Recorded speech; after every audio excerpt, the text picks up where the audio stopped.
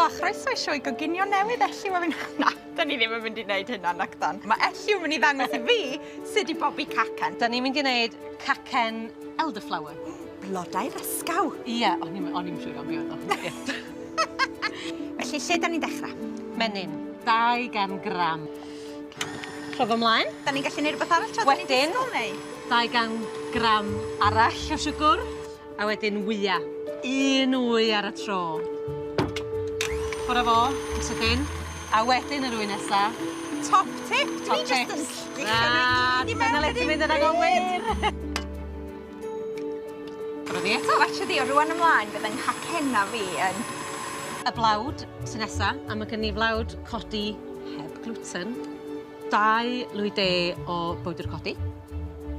A 100 gram o almond man. A wedyn, yr elderflower cordial. Felly ni just troi de i fynd. Nara. Wedyn, yn olaf un, chydig bach o leim. Ti eisiau gratio? Just yr croen sydd isio. Efo chydig bach o wynaf pink. Na, does na ddim.